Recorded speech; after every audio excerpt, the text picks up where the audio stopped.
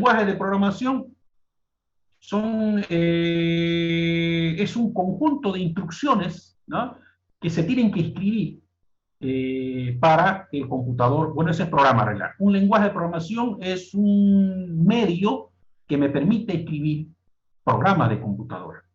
En el mundo hay infinidad de lenguajes de programación, como por ejemplo tenemos el C++, tenemos el C, tenemos el lenguaje Pascal, tenemos el lenguaje Delphi, que es el que vamos a usar nosotros. Yo, por ejemplo, en mi vida profesional, yo he trabajado 15 años, 16 años en la banca, en un departamento de sistema de un banco, y casi los 15 años trabajé en lenguajes de programación Informix, bajo la plataforma Unix. O sea, el sistema operativo en los bancos generalmente es Unix. Es un sistema operativo como hablarles ahorita el iOS de iPhone, ¿no es cierto? Se utiliza estos lenguajes porque son lenguajes nada bonitos, en el sentido de que no hay clic, hay todo texto, pero son lenguajes muy seguros. ¿Ya? Son lenguajes que generalmente, por ejemplo, los virus no entran ahí. Es como a los iPhone. Los iPhone están el sistema operativo que manejan los iPhones son iOS, ¿no es cierto? No le entra virus, son súper seguros, ¿verdad? Mientras que los Samsung manejan el Android, ¿no? Es un lenguaje, es un sistema operativo más amigable para la gente. Si ustedes se dan cuenta, una persona que migra de Android a iOS, dice, ¿qué es esta huevada? No me gusta a mí el iPhone, porque es puro restricción el iPhone. El iPhone, por ejemplo, uno puede agarrar y descargar fotos, subirle nomás así, tenés que utilizar ciertas herramientas para hacerlo, mientras que los Android, fácilmente lo único que vos hacer es conectar el puerto USB aquí a la computadora, copiar, no hay ningún problema. Pero tiene su desventaja, es muy frágil, ¿no? Los Samsung, por ejemplo, son frágiles, ¿no? A ver, entrar a páginas dudosas, ¿ah? Se te va a contagiar de virus tu teléfono. En un iPhone no pasa eso, pero tiene su contra, digamos, no es muy amigable en su uso. Entonces, les decía, los lenguajes de programación existen dependiendo para qué los querés. Hay infinidad. Yo en mi vida profesional utilicé el Informix. Es un lenguaje para manejo de bases de datos y bajo la plataforma o bajo el sistema operativo Unix. Por ejemplo, si vos vas a hacer páginas web, tenés que utilizar lenguajes que son para páginas web, como el HTML, por ejemplo. El HTML no es en realidad un lenguaje, pero se lo puede tomar como un lenguaje porque permite crear desde lo más básico una página web. ¿Ok? Entonces, todos esos conceptos de lenguaje de programación tenés que hablarme en esa presentación que vas a hacer.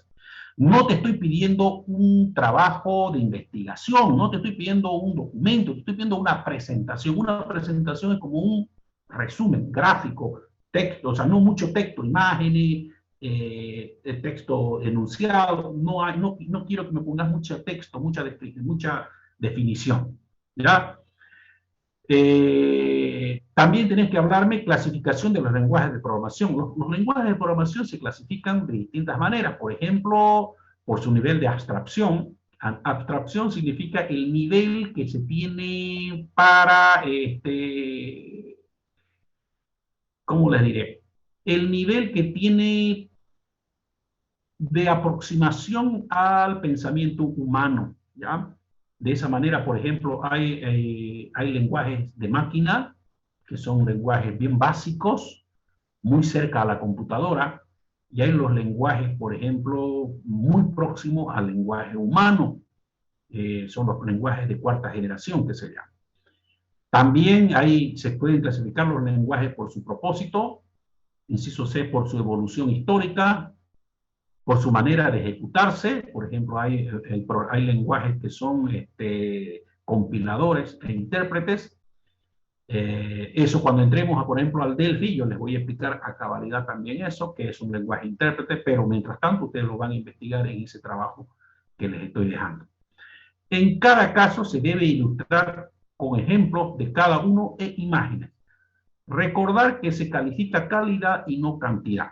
Una presentación debe ser amena, no tener demasiado texto, debe ser ilustrada con imágenes. ¿Y qué vas a hacer? Al terminar de hacer tu trabajo en Prezi, solo me vas a entregar a mí el link de tu presentación. ¿Saben lo que es el link, no es cierto? El link es el URL. ¿Están viendo mi pantalla? Fíjense esto de acá que estoy remarcando, ¿no? ¿Están viendo lo que estoy remarcando? Sí, ingeniero. Eso es el link. Eso es el Sí, URL. ingeniero. Ese es el URL o link también se llama. Entonces, vas a marcar esto aquí así, de tu trabajo de Prezi, lo marcas, le das Control C en el teclado y ahí donde vas a tener que entregar la tarea, vas a poner Control V. O sea, solo me estás entregando el link. Eso es lo bonito del Prezi. No necesitas subir todo un archivo. Solo me vas a dar el link. Yo cuando toque corregir voy a ir, por ejemplo, a la carpeta de Rivera Darwin. Voy a ir, ahí va a estar su link. Clic, le voy a hacer y voy a ver la presentación de Rivera. Y ahí voy a calificar. Ah, muy bonita, completo, bien, 100. El trabajo, por ejemplo, de Johanne, le falta, se nota que lo hizo a la flojera, 50, por decir. Así voy a ir calificando uno por uno. Imagínense, tengo que ver las presentaciones de cada uno de ustedes para ver qué me están entregando. ¿Ya? Entonces, ese es el trabajo que tienen que hacer. Fíjense, aquí yo tengo, por ejemplo, los participantes son 41 personas de la materia. Ahorita nadie todavía no me ha enviado nada, obviamente, porque es recién la tarea, pero a medida que van pasando los días ya va apareciendo 1, 2, 3, y finalizando la fecha, el tope de entrega, aparecen ya todos los que van a entregar su tarea. ¿Ok? Esa es la tarea de lenguaje de programación. Volvamos otra vez acá.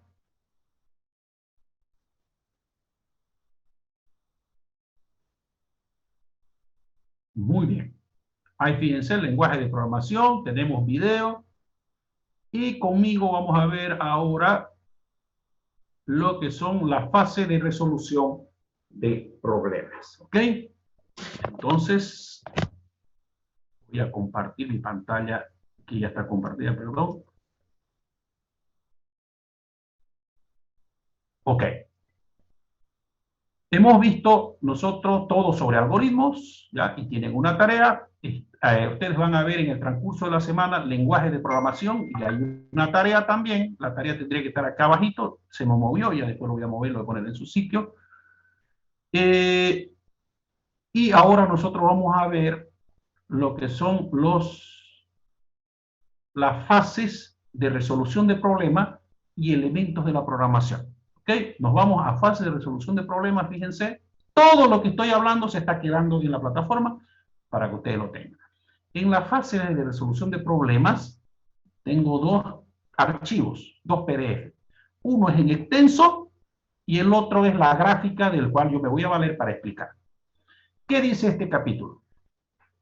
¿A qué se refiere cuando hablamos fases de la resolución de un problema?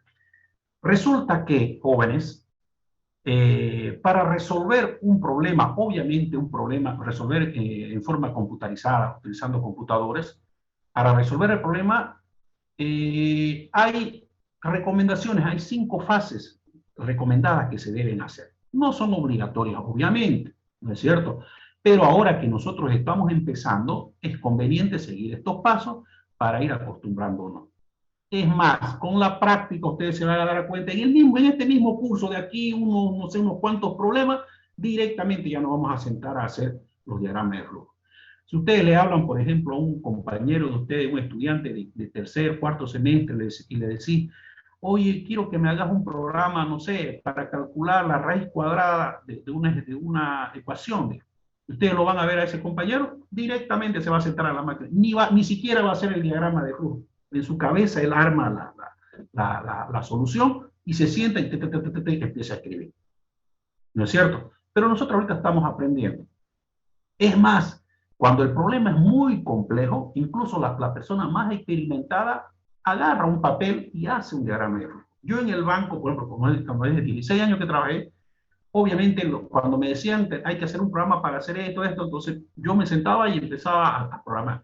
Pero habían a veces algoritmos, problemas muy complejos que me obligaba a agarrar un papel y dibujar un diagrama de flujo. Lo que pasa es que al hacer el dibujo, de alguna manera te permite visualizar mejor el problema, ¿no es cierto? Ustedes saben que una imagen expresa más que 1000 palabras. Es como si te dijeran, por ejemplo, ¿cómo puedo llegar a tu casa? Hagamos en cuenta que no hay GPS. Más fácil es hacerle un grafiquito, un dibujo, ¿no es cierto? A estar explicándole verbalmente. Entonces vos le dibujás, mira, acá está el Cristo, de aquí avanzas acá, aquí haces un dibujo, un diagrama y se lo entregas. Entonces, en muchos casos, cuando los problemas son muy complejos, uno vuelve a hacer diagrama de flujo, ¿ya? Pero con la práctica, incluso vamos a obviar estos pasos que vamos a ver. ¿Qué dice esto? Leamos un poquito. Fases en la resolución de problemas. Cuando se está iniciando en la programación de computadores, es muy importante seguir una metodología, un método, es decir, seguir paso a paso estas fases. Cuando se habla de fases en la resolución de problemas, se refiere a problemas obviamente solucionados con el computador, es decir, realizar programas de computadores para solucionar diversos problemas. Existen muchas metodologías, jóvenes. Si ustedes se fijan en libros, buscan en internet, hay muchas metodologías para resolver problemas utilizando computadores. Unas mejores que otras, obviamente, pero la más concisa y la más aceptada y la más global, la que más se me encuentra en los libros, es la que yo les voy a dar a continuación. Incluso hay unos que le ponen más pasos, haciéndolo más complicado. Pero yo he tratado de resumir los pasos fundamentales, los cuales son 5. Lo que tenés que hacer es bajar el presente documento y leer detenidamente cada una de estas teorías, conceptos y recomendaciones que lo vamos a ver nosotros hoy en día. Entonces acá lo tenemos en extenso y acá yo lo tengo el gráfico. Fíjense, me voy a ir a mi lector de PDF y acá lo tengo. Aquí está en extenso, fíjense. Perdón. Acá está en extenso. Todo lo que yo voy a hablar, fíjense, está acá. Larguísimo, son 10 páginas. ¿Ok? Y a ustedes leyéndolo van a reforzar lo que vamos a hablar hoy día. Y yo aquí lo tengo a modo de gráfico para que explicarles. Ya, déjenme un segundo, voy a mover esta vaina acá. Ahí está. Muy bien. Voy a reducir el tamaño. Ahí está. ¿Están viendo mi gráfico en PowerPoint? Sí, ingeniero. Muy bien. Sí, ingeniero. Ok. Veamos. Fases para la resolución de un problema. Como les había dicho, para resolver problemas en el computador, pues, es decir, para programar, se recomiendan seguir 5 pasos o fases que yo le llamo. Fase 1, fase 2, fase 3, fase 4 y fase 5. La fase 1 se llama análisis, la fase 2 diseño, la fase 3 prueba, la fase 4 implementación y la fase 5 pruebas al programa. Empecemos con la fase 1. La fase 1 es la fase de análisis. Fíjense, ahí está resaltado con rojo la pregunta ¿qué? Y eso es lo que trata esta fase. La fase de análisis es una respuesta al ¿qué? Métanse a la cabeza, fase de análisis es ¿qué? ¿Ya? ¿Qué? ¿Qué me están pidiendo? ¿Qué necesito para resolver este problema? ¿Qué voy a entregar como resultado? Esa es la fase de análisis. Para la fase de análisis, incluso el texto, la bibliografía, recomienda que se debe leer el problema 3 veces. ¿Ya? 3 veces. ¿Ya? Básicamente 3 veces. La primera lectura que vos haces del problema te tiene que ayudar a entender qué se está pidiendo. Por ejemplo, yo puedo decirles como problema, elabore un algoritmo para calcular el área y el perímetro de un rectángulo. ¿Ya? Fíjense, voy a salir un ratito y me voy a ir a la pizarra.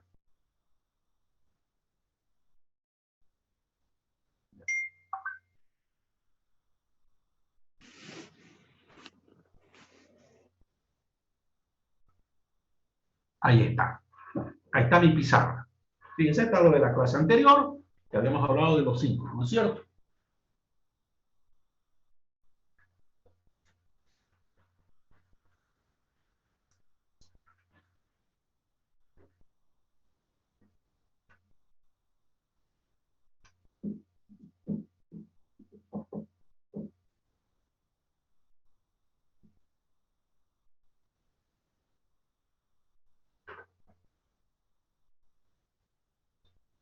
Ya. Entonces, la primera fase es la fase de análisis.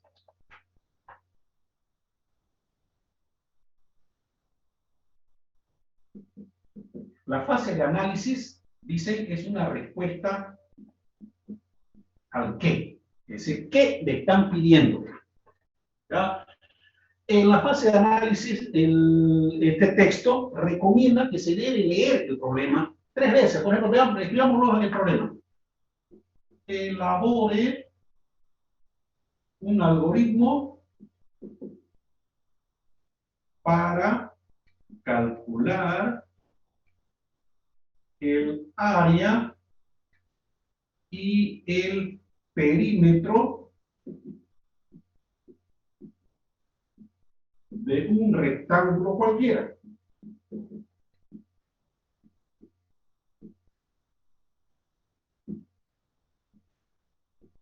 Ese es el problema, fíjate.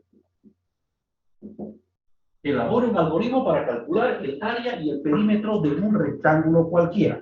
Ese es el problema. Entonces, voy a hacer el análisis. ¿Qué dice el análisis? El análisis primero tenés que entender. En la primera lectura dice, dedícate a entender qué es lo que te están pidiendo. Entonces me dice, leo, elabora el algoritmo para calcular el área y el perímetro de un rectángulo cualquiera. A ver, voy a razonar. ¿Qué es un rectángulo? Un rectángulo es este de acá. ¿No es cierto? Esta pizarra es un rectángulo. Me están pidiendo el área. ¿Qué es el área? El área es este espacio. Este espacio de acá. Eso me están pidiendo que sepa. ¿Ah? ¿Y qué es el perímetro? El perímetro es cuánto de distancia hay de aquí a aquí a aquí. O sea, cuánto mide en metros, por decirte, o centímetros, dependiendo, darle vuelta.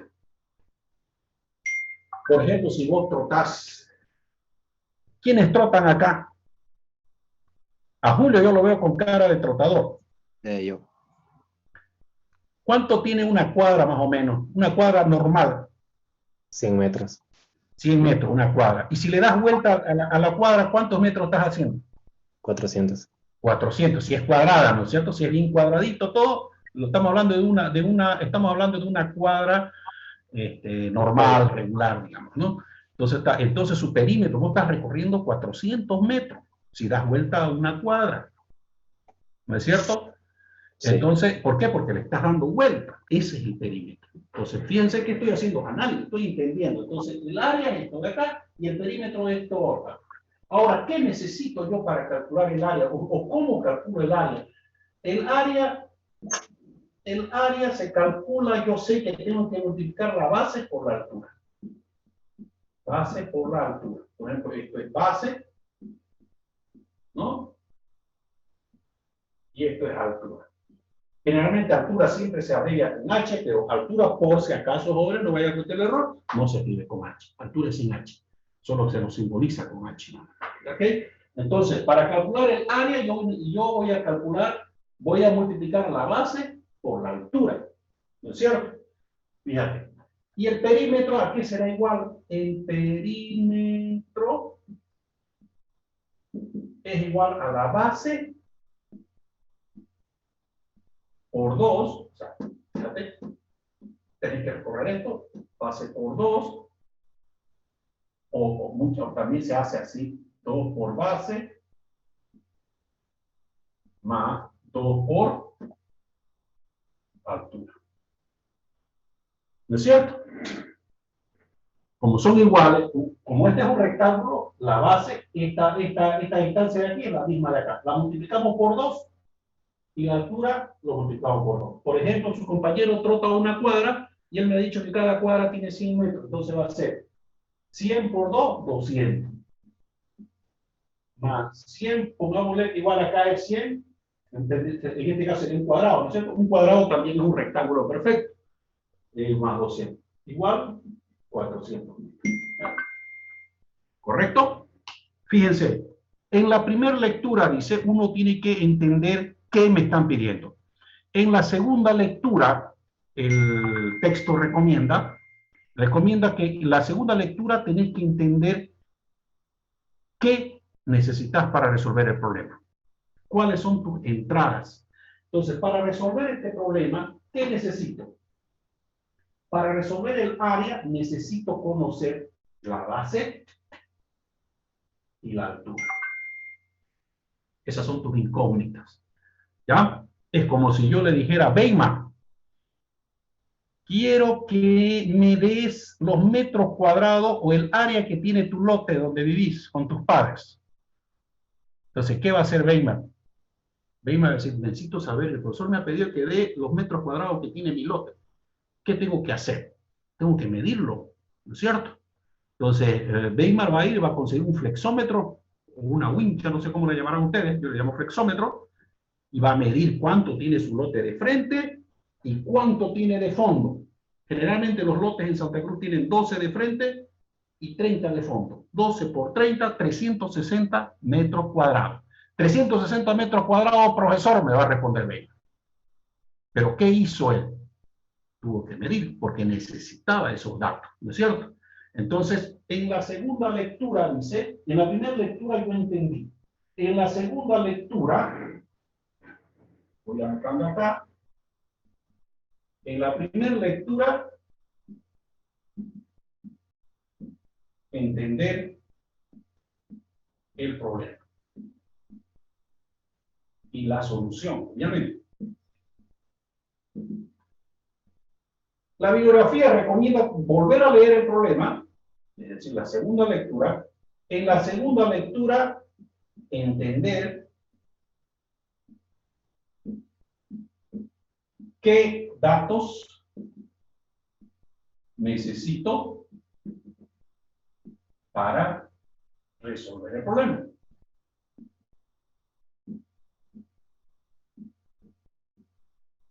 ¿Ya? Por ejemplo, ¿qué datos necesito para resolver el área? Necesito la base y la altura. Esos son datos que me tienen que dar. Esos son datos que yo tengo que darle al algoritmo, para que a la computadora, para que él resuelva el problema.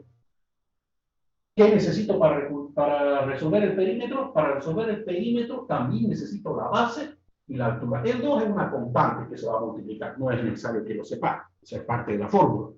Pero tu incógnita, el dato que vos necesitas, es la base y la altura. Entonces, para resolver tanto el área como el perímetro, yo necesito conocer, yo necesito que me den estos dos datos, base y altura. ¿Ya?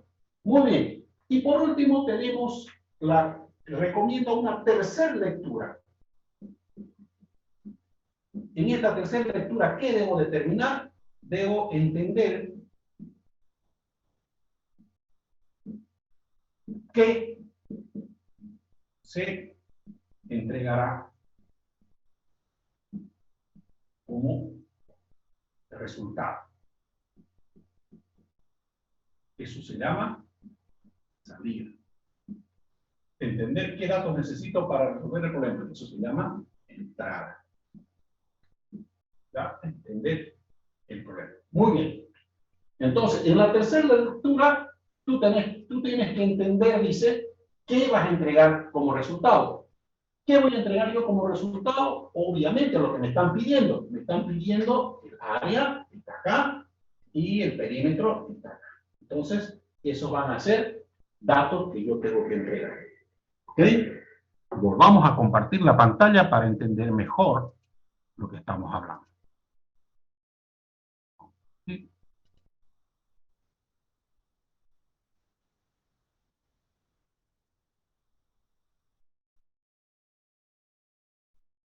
Ahí está. Fíjense. La primera fase se llama la fase de análisis. En la fase de análisis tú tienes que entender el qué. Es decir, qué me están pidiendo, qué datos necesito y qué datos voy a entregar. Entonces, ¿cómo se encuentran esos datos? ¿Cómo se encuentran esas incógnitas? El texto sugiere que tienen que hacer 3 lecturas del problema. Obviamente, si el problema es sencillito, pues a la primera te vas a dar cuenta, ¿no es cierto? Pero si el problema es más complejo, te va a servir esta recomendación. Dice, la primera lectura hay que entender el problema. Muy bien, entendimos y comprendimos el problema, qué es el área, qué es el perímetro. La segunda lectura tenemos que identificar, dice, las entradas, es decir, qué datos necesito yo. ¿Qué datos necesito yo para encontrar el área? Necesito la base y necesito la altura. Para calcular el perímetro, también necesito la base y también necesito la altura. Entonces, la base y la altura se convierten en mis variables de entrada, en mis datos que yo necesito para resolver el problema. Y por último, recomiendo una tercera lectura que es identificar la salida, es decir, ¿qué voy a entregar? Cuando yo resuelvo el problema o el algoritmo, ¿qué debe entregar? Obviamente va a entregar lo que se está pidiendo, base, perdón, se está pidiendo área y se está pidiendo perímetro. Eso consiste en la fase de análisis para resolver problemas computacionales. Luego, una vez resuelta la fase de análisis, pasamos a la fase de diseño. ¿Qué es la fase de diseño? La fase de diseño, su nombre lo indica, es cuando ya diseñamos ya la solución. O sea, tengo que diseñar la solución. Esa es una respuesta al cómo. Fíjense ustedes, está resaltado con rojo la palabra cómo. Es decir, cómo voy a resolver el problema, cómo voy a diseñar la resolución del problema. Y aquí tengo que hacer uso ya de herramientas de representación de algoritmos. Fíjense, en la fase de diseño tengo dos herramientas. Una es los diagramas de flujo y otro es el pseudocódigo. Existen más herramientas para expresar algoritmos jóvenes, ¿ya? Pero básicamente las más utilizadas universalmente son los diagramas de flujo, que es con el cual vamos a trabajar nosotros, y los pseudocódigos, que es otra herramienta también. En el texto en extenso de este gráfico, en el texto en extenso, que también se los estoy dejando en la plataforma, ustedes van a poder leer a plenitud todo lo que son los diagramas de flujo. Ya hemos estado viendo la clase anterior diagramas de flujo, ¿no es cierto? Hemos visto que tiene ciertos gráficos que se van a utilizar. En su momento vamos a volver ahí, vamos a hacer un repaso y empezamos ya a programar. Y por último tenemos también las otras herramientas que son los pseudocódigos. ¿Qué son los pseudocódigos? La palabra pseudo viene de falso, ¿ya? Y código de código. Entonces los pseudocódigos son un código falso que se llama. ¿Por qué código falso? Falso para la computadora, en el sentido de que el pseudocódigo, el computador en realidad no lo entiende, ¿ya? Está hecho para que nosotros lo entendamos. Ahora, ese pseudocódigo nosotros lo vamos a traducir en un programa a través de un lenguaje de programación para que el computador lo entienda. Pero el pseudocódigo que está acá está hecho para mí, para el humano, para yo entender. Entonces se puede utilizar el pseudocódigo. ¿Y qué es el pseudocódigo? El pseudocódigo es como la receta de una cocina, la receta que hacía nuestra mamá. Eso es un pseudocódigo. El pseudocódigo son órdenes. Echar el agua, prender la hornilla, echar el arroz, probar, o sea, son órdenes, ¿no es cierto? Ese es un pseudocódigo. Un pseudocódigo es un conjunto de órdenes, ¿ya? Que permite explicar un algoritmo. Una receta de cocina es un pseudocódigo no muy ordenado, ¿verdad? Porque ya cuando estoy hablando de computadora ya hay palabras clave como escribir, leer, mostrar, dividir, sumar, o sea, son órdenes. Entonces, eso es un pseudocódigo. ¿Ya? Ustedes lo van a leer con calma, lo van a entender mucho mejor después de leer esa lectura. Esa es la fase de diseño. La fase de diseño, resumiendo, es construir la solución. ¿Ya? Construir la solución, y podemos utilizar diferentes herramientas para construir esa solución. Por ejemplo, querida Camila Vega, podemos utilizar diagramas de flujo y podemos utilizar también pseudocódigo. Bonita caballera Camila. ¿Ya? Pasamos a la tercera fase. La tercera fase es la fase de prueba. ¿Qué significa la fase de prueba? Fíjense, hasta el momento no hemos tocado computadora. Todo ha sido papel. La fase de prueba es probar mi algoritmo, probar mi solución. O sea, yo no puedo aventurarme a meter mi diagrama de flujo, mi algoritmo a la computadora sin antes probarlo. Necesito probar si es que este está funcionando correctamente. Entonces tengo que hacerle pruebas a mi algoritmo. Esa se llama la fase de prueba. ¿Cómo se prueba un algoritmo? Hay una herramienta técnica, gráfica, tabular, mejor dicho, que se llama prueba de escritorio. La prueba de escritorio es una tabla, ¿ya? donde se pone todas las variables y luego se simula hacer correr el programa y uno va anotando ahí el comportamiento de las variables, cuánto tiene la variable, si le sumó cuánto tiene. Entonces, si no me entiende muy bien, no se preocupen, cada algoritmo que hagamos de aquí en adelante lo vamos a hacer con prueba de escritorio y van a entender mucho mejor. ¿Ok? Entonces, por el momento necesito que sepan que una prueba de escritorio es una prueba de un algoritmo, ¿ya? De un diagrama de flujo. Es una técnica tabular, es una tabla donde se ponen todas las variables y se ve el comportamiento que estas tienen. Cuando los algoritmos son muy grandes, por ejemplo, uno pierde, tu mente no da para saber cuál es el estado, qué contiene cada variable. Entonces, necesito esta herramienta. Los que han sido mis alumnos me entienden cuando hablo de prueba de escritorio, ¿ya? En el texto extenso está. La siguiente fase, quiero ver si deshabilité, están entrando, ¿no? Sí, deshabilité la antesala, ¿no? Sí, ya. La siguiente fase es la fase de implementación. Ahí recién meto mano al computador. Ahí recién agarro el computador. La fase 4 de implementación significa ya programar. ¿Ya? Entonces, ahí tengo que hacer, mi querida amiga Camila, ahí tengo que hacer ya uso de un lenguaje de programación. En este caso, nosotros vamos a usar el lenguaje Delphi. ¿Ya?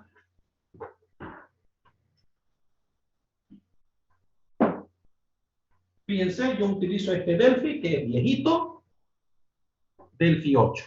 ¿Ya? Ahorita estamos por el Delphi 10. Este libro me costó, si no me equivoco, 40 pesos y venía con su CD de instalación. Pero te hablo de hace unos 4 años atrás. Ahorita si tú vas, quizás ya no pilles esta versión, vas a pillar la última versión, que es la versión 10. El CD de instalación te cuesta 10 bolivianos. ¿Ya? Si pillas versiones anteriores, yo sinceramente le diría mejor, porque las versiones anteriores no son muy grandes, o sea, no son muy pesadas, se instalan fácilmente. La última versión, la versión 10, a mí me costó instalar. Instalé, me dio problema, busqué en internet, me acuerdo, parche, tuve que poner parche, a la final lo hice funcionar, pero no me convenció porque era muy pesado, digamos, para mi computadora. Mi computadora es viejita. Entonces lo desinstalé y volví a instalar la versión vieja. Yo utilizo una versión vieja. Este es el Delphi, por si acaso. Muy bien. Entonces, aquí recién en la fase de implementación ya hacemos uso del computador. Es decir, transcribimos, llevamos nuestro algoritmo que está en diagrama de flujo, lo llevamos a un lenguaje de programación. A Delphi, por ejemplo. ¿Ya? ¿Cómo lo llevamos? Vamos a tener que construir un programa. Un programa no es más que el reflejo de un algoritmo. Y ahí hay instrucciones propias del Delphi como write, read, begin, end. Son palabras claves que vamos a aprender en su momento para transcribir un diagrama de flujo a un programa de computador. El programa de computador tiene que estar hecho en un lenguaje de programación. En este caso va a estar hecho en el Delphi. El Pascal es muy similar al Delphi, así que pueden utilizar el Pascal también. Quienes no tengan computadora, repito, pueden utilizar el Pascal GUI, que lo pueden bajar como una aplicación en su celular y pueden programar también ahí. ¿Ya? Muy bien. Y por último tenemos la fase pruebas al programa. ¿Ya? Pruebas al programa, es decir, fíjense, hay dos fases de prueba, fíjense. La fase 3 es prueba, pero es prueba al algoritmo. La fase 5 es prueba al programa de computadora. ¿Qué se hace ahí? Ahí lo que se hace es hacer correr ya el programa. Una vez está hecho, hay que hacerlo correr y hay que darle datos por el teclado. Por ejemplo, base 5, altura 3. ¡Rum! Correr. El programa tiene que calcular. Tal cual lo hice yo en el diagrama de flujo. ¿Ok? Entonces, esas son las 5 fases que se deben seguir para resolver problemas utilizando computadores. Si ustedes leen el mismo texto que yo les he dado de Joyanes, ustedes van a ver que hay una fase más ahí, pero que no es tan importante. Las 5 fases que yo recomiendo, resumidas, son estas 5 fases. Si ustedes buscan otro libro, hay otras fases intermedias, más, como por ejemplo documentación, también hay. La documentación, por ejemplo, una de las últimas fases que algunos libros toman en cuenta se llama documentación. ¿Qué significa? significa que cuando yo hago un programa, debo documentarlo, debo escribir, decirle, a ver, este programa utiliza la variable tanto, este programa utiliza tanto. Pero esos son para problemas grandes, digamos, para una empresa, cuando vos desarrollás sistemas. Pero cuando nosotros estamos haciendo programitas pequeños, no se justifica, digamos, hacer la documentación. Es por eso que yo lo saqué, ¿ya? Pero no está bueno, no está malo saberlo. Si ustedes van a leer el texto que yo les dejé de Goyane, ahí por ejemplo está esta fase más la de documentación. ¿Ok? Veamos ahora el documento extenso en forma rápida, para no perder tiempo. Fíjense, ahí está la fase de análisis, ahí está qué es la primera lectura, dice, tiene como objetivo tener una idea general del problema, es decir, comprender qué es lo que se quiere solucionar. Estas fases deberán aclararse o obtener definiciones de aquellos términos que sean desconocidos, por ejemplo, qué era área, qué era perímetro, buscar las fórmulas que permitan resolver, por ejemplo, encontramos la fórmula para resolver el área, para resolver el perímetro. Y está el ejemplo, justo, mire, el ejemplo que yo acabo de darle, acá está. Área, base por altura, perímetro, base por altura. La segunda lectura es encontrar qué datos se necesitan para resolver el problema. En este caso necesito la base y necesito la altura. La tercera lectura es encontrar qué voy a entregar como resultado. ¿Cuáles son los resultados que se desean obtener? Aquí hay preguntas, por ejemplo, que uno se puede hacer para ayudarte. Luego viene la fase de diseño. La fase de diseño es cómo lograr o alcanzar la respuesta requerida. Pueden leer en extenso. Ahí tenemos las dos herramientas fundamentales que son los diagramas de flujo y los pseudocódigos. Ahí puedes ver, por ejemplo, los diagramas de flujo. Te hablo en extenso qué son los diagramas de flujo. ¿Ah? Fíjate, incluso hay un ejemplo. Aquí está el diagrama de flujo para resolver el problema, por ejemplo, de encontrar la base y encontrar la altura. No te preocupes mucho si lo entendés bien, porque obviamente todavía no hemos entrado a resolver, a hacer diagramas de flujo, solamente es para que lo entendas nada más, ¿no es cierto? Luego tenemos pseudocódigo, aquí por ejemplo el mismo problema, la misma solución, esto que está en diagrama de flujo, aquí está en pseudocódigo. Fíjense, el pseudocódigo son instrucciones, inicio, leer base quiere decir entrar, leer altura, entrar a altura, área igual a base por altura, perímetro igual a 2 bases por 2 por altura. Escribir área, o sea, mostrar área. Escribir altura, es decir, mostrar altura. ¿Ya? Ahí está. Actividades guía. Acá está la prueba de escritorio. Por ejemplo, aquí hay un ejemplo, miren, fíjense, de una prueba de escritorio. Acá está la implementación. Fíjense, ahí yo lo he puesto, le he hecho una captura de pantalla. ¿Cómo se dice en inglés captura de pantalla? Camila. Screenshot. Screenshot. Somos tipazos en screenshot, ¿no es cierto? ¿No? Bueno, este es un screenshot, por ejemplo, de un programa en Pascal, justamente el programa para resolver ese problema allá atrás. Y ahí está totalmente detallado, ahí están las pruebas al programa, y termina. Son 10 páginas que ustedes tienen para leer en extenso. Ok, voy a dejar de compartir mi pantalla. Muy bien, entonces esas son las fases para la resolución de problemas. ¿Alguna pregunta hasta ahí? Más claro el agua, ¿no es cierto, Julio Rivera? Sí, ingeniero. La única pregunta que tengo, no referente a lo que acaba de explicar, sino a la aplicación del Pascal GUI. La busqué ahorita en Play Store y la única que hay es Pascal NID. No sabría decirte. Yo alguna vez me lo bajé, Pascal GUI. G-U-I. Es una pantalla verde, ¿verdad? Va, una pantalla negra, quiero decir. Así es. Sí, ya está descontinuada de la Play Store. La única que está es Pascal NID, como digo, que es una pantalla, bueno, no es una pantalla, es un... Puede ser, bájalo y pruébalo, ver. Y así nos avisas a todos. También tengo el Pascal GUI, lo tenía para un tiempo que entré a la U, pero por motivos X tuve que retirarlo. ¿No hay para bajarlo? Lo tengo yo el APK, lo podría pasar al grupo. Claro. Eso quería preguntar si usted estaba trabajando con Pascal GUI o este nuevo Pascal que es Pascal NID. Sí, lo tengo. Pascal GUI. Sí. Ya, entonces yo voy a pasar el APK al grupo.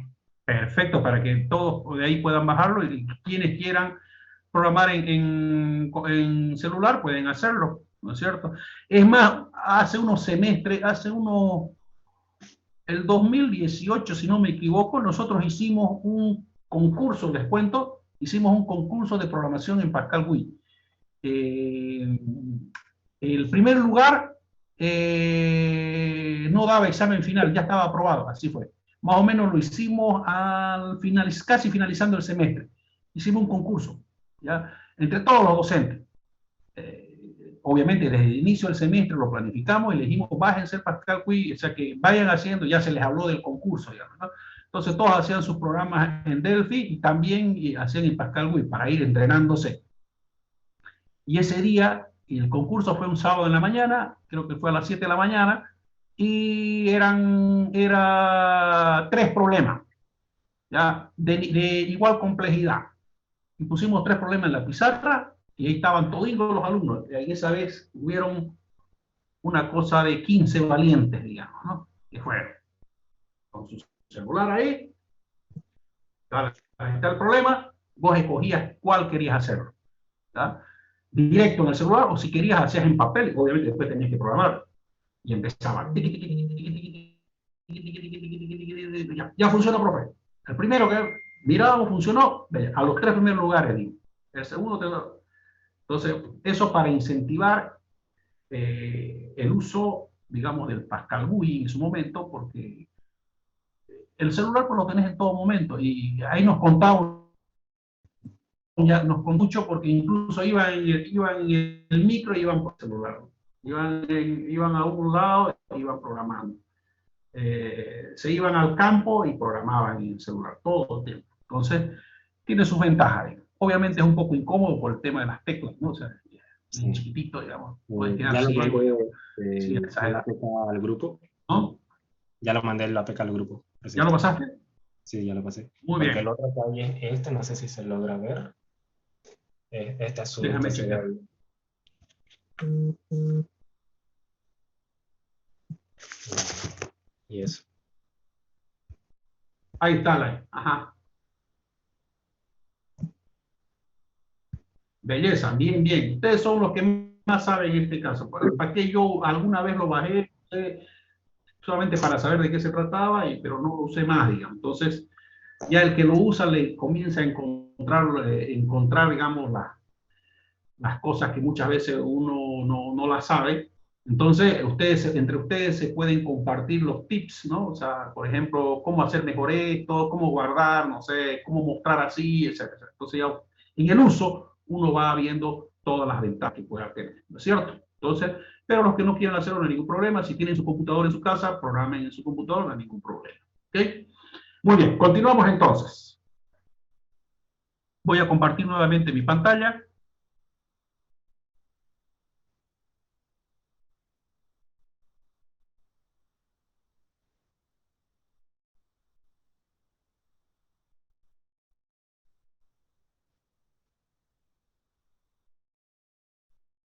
¿Están viendo mi pantalla, Jessica? Ya.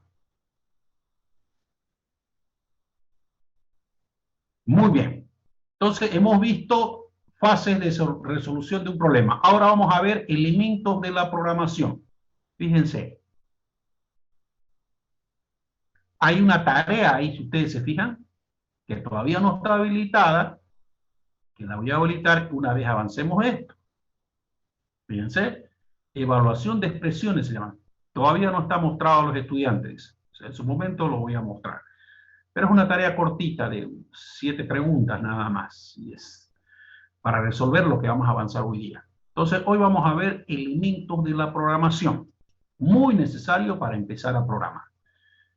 Y si ustedes entran ahí, van a tener un PDF que está quedando en extenso para que ustedes lo puedan leer cuantas veces quieran. Todo lo que yo voy a hablar hoy día está ahí. ¿Ya? Entonces, empezamos. Elementos de la programación. ¿A qué se refiere? Voy a borrar la pizarra.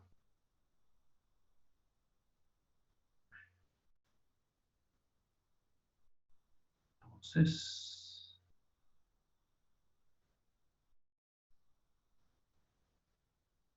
Ahí está.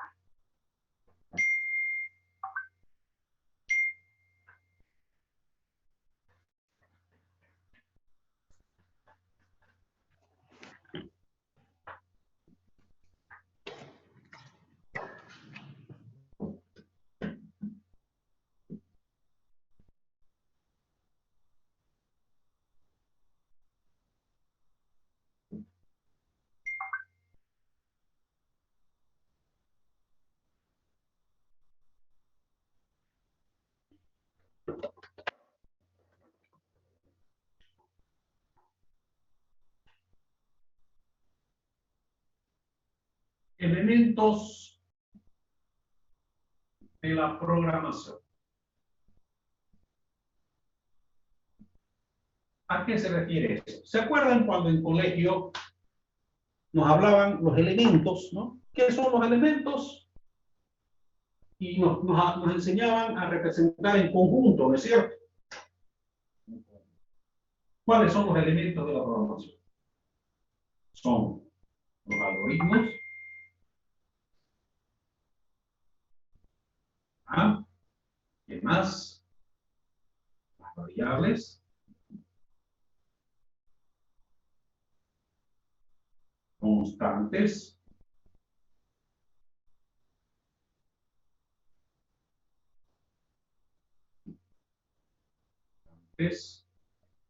operadores, algoritmos, variables, constantes, operadores. ¿Qué más? Un segundo. En orden. Algoritmo. Voy a anotar en la pizarra. Variables. Constantes. Operadores.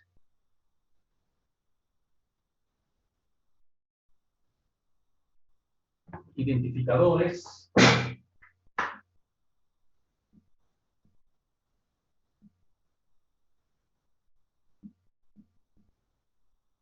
Y las expresiones.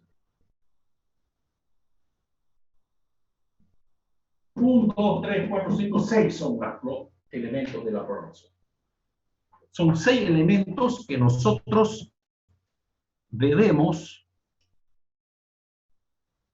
conocer. ¿Ya? Ahí lo tenemos anotado.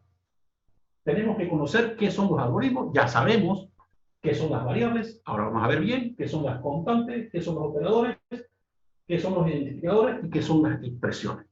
¿Ok? Eso está en el texto que les estoy dejando y vamos a verlo conmigo. Vuelvo a compartir mi pantalla. Muy bien. Empezamos. Fíjense cómo está extenso. Lo que yo voy a hablar acá, ustedes lo van a tener, lo van a poder leer acá. Empezamos. ¿Qué es un algoritmo? Ya ustedes saben. Un algoritmo, repito, es una secuencia ordenada y finita de pasos. Por ejemplo, una receta de cocina es un algoritmo. ¿Ya? Dar una dirección es un algoritmo. Resolver el área de un rectángulo cualquiera es un algoritmo. Resolver el área de un triángulo es un algoritmo. O sea, todo lo que son secuencias de pasos son algoritmos. ¿Ya? Y aquí estamos viendo como ejemplo. No vamos a hablar más de algoritmos porque ya nosotros sabemos. Vamos a lo que me interesa, las variables. ¿Qué son las variables? Es el segundo elemento que pueden ver allá. El segundo elemento de la programación que debemos conocer son las variables. ¿Qué son las variables? Atiendan, con los 5 sentidos, los hombres y las mujeres con el 6º sentido que tienen. ¿Ya? Porque saben ustedes que las mujeres tienen un 6º sentido, ¿no? ¿Sabían? Nosotros los hombres estamos de ida y las mujeres ya están de vuelta. O sea que es difícil que se las hagamos. Entonces, pilas con eso. ¿Qué son las variables?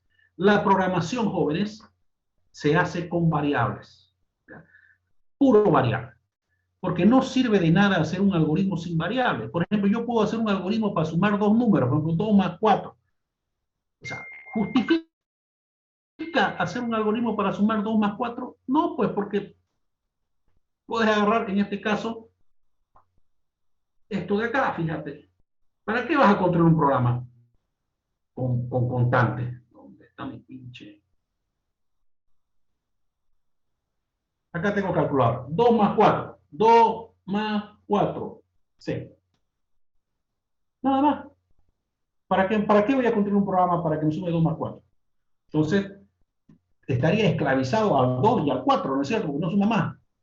Lo bonito sería hacer un algoritmo que sume cualquier número. Por ejemplo, esta calculadora es un algoritmo que tiene adentro para sumar dos números, cualquiera. El número que yo elija suma. Por ejemplo, yo quiero sumar 5 más 6, 11. Él me está sumando. Quiero sumar otro número, 12 más 8, va a ser 20. 20. Me está sumando cualquier número. Entonces, el algoritmo que hay aquí en este programa, en este computador, es un algoritmo que está usando variables. Hay una variable que está guardando, por ejemplo, el 12, ¿ya? Y lo está sumando a la otra variable que yo le estoy dando, que es 8. A, que es 12, y B, que es 8. A más B, 12 más 8 es 20. Y eso se va a C. Y lo que me muestra es C. Y C tiene 20. Esas son las variables. Las variables, jóvenes, son recipientes. Son recipientes donde yo guardo información. Son como una caja. Son como una caja donde yo guardo. Por ejemplo, esta cajita yo la uso para guardar mis marcadores. Una variable es un recipiente que guarda valores. Valores que pueden cambiar, pero solamente puede tener un solo valor. Por ejemplo, si yo meto acá este marcador azul, ya no puede entrar más nada. Un solo valor. Al momento que meto otro marcador, el otro es como si se perdiera. Entonces, en todo momento vas a tener solo un valor aquí adentro. Esa es una variable. ¿Ya? Leamos, una variable es una entidad dentro del algoritmo, la cual puede cambiar su valor a lo largo del mismo. Puede cambiar su valor, pero a la vez solamente tiene un valor. No puede tener dos valores, un solo valor, que puede cambiar. En programación, las variables, ¿qué son? En programación, las variables son espacios de memoria que se reservan ahí en la memoria del computador. Va y se reserva un espacio de memoria como una cajita donde está destinado a donde vos vas a guardar los datos. En programación, las variables son espacios reservados de memoria, que como su nombre lo indica, pueden cambiar de contenido a lo largo de la ejecución del programa. Una variable corresponde a un área reservada en la memoria principal del computador. Perdón. Para que nuestro programa sea más entendible y claro, el identificador o nombre de la variable debe ser demotécnico, es decir, que debe reflejar el uso dentro del programa de la misma. Muy bien. ¿Qué significa? Una variable es un recipiente. ¿Ya? Una variable es un recipiente donde vos guardás una información. ¿Ya? Ahora, esa variable es única dentro del algoritmo. Por ejemplo, yo puedo tener una variable y ¿cómo la identifico? Su identificador, que para mí se dice nombre, toda variable tiene que tener un nombre. Por ejemplo, a esta variable yo le voy a llamar, a ver, ¿qué le voy a llamar? Le voy a llamar apellido paterno. Apellido paterno. Estoy abreviando ACPAT, fíjate. ¿Ya? Ese es un nombre de variable. Ahora, para darle nombre a una variable, toda variable tiene que tener un nombre único. No puede haber en el algoritmo dos variables que tengan el mismo nombre. Jamás, never. ¿Ya? Si toda variable tiene un solo nombre. ¿Ya? Un nombre único que lo identifica. ¿Ya? Ese nombre, sí o sí, querida Jessica, sí o sí, debe empezar con una letra. El nombre de una variable no puede empezar con número, no puede empezar con punto, no puede empezar con guión. Sí o sí tiene que empezar con una letra. Es más, el computador, cada vez que ve una palabra que empieza con una letra, para él es variable. Entonces, el computador, ¿cómo sabe que es una variable? Cuando empieza con una letra, para él es variable. a no ser que sea una palabra reservada propia del Delphi. Por ejemplo, begin es una palabra reservada, es propia del lenguaje. Entonces, begin empieza con una palabra, con una letra, pero no es variable porque es una palabra reservada. Pero si yo pongo, por ejemplo, Luis, que es mi nombre, para el computador, Luis es una variable, porque está empezando con una letra. Entonces, toda variable tiene que empezar con una letra. Es más, como nombre de variable, jóvenes, se recomienda que las variables se deben utilizar nombres mnemotécnicos. ¿Qué significa nombres mnemotécnicos? Mnemotécnicos viene de memoria, de entender, de explicar. Fíjense, esta variable, por ejemplo, se llama @pat. Vos sabés y te das cuenta que guarda el apellido paterno. Podría haber otra variable que se llame @map. @map.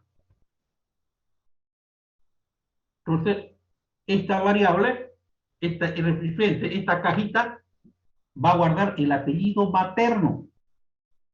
¿Cumple la condición? Sí, cumple la condición. Está empezando con una letra y es una variable mnemotécnica, es decir, una variable corta y entendible. ¿Ya? Y podríamos utilizar otra variable, ¿ya? Y a esta variable yo le voy a llamar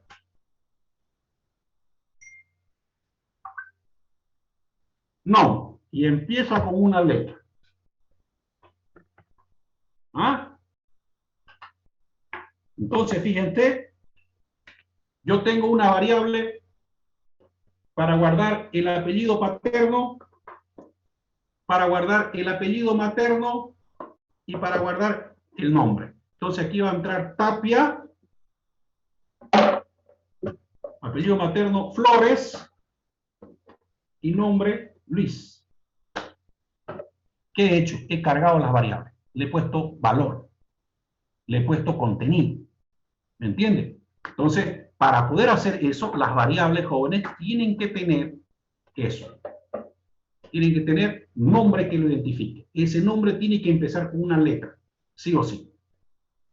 Se sugiere, se recomienda utilizar nombres mnemotécnicos. Es decir, ¿qué es un nombre mnemotécnico? Un nombre mnemotécnico es un nombre cortito, pero explicativo, o sea, que explique y uno al leerlo se dé cuenta de qué se trata, qué contiene. Sería burro yo de poner a un nombre apellido paterno y aquí guardar la edad de la persona. Poder, digamos, se puede, pero no sería inteligente, ¿no es cierto? O por último, yo puedo llamar a una variable que se llame X, o que se llame Y, porque está empezando con una letra.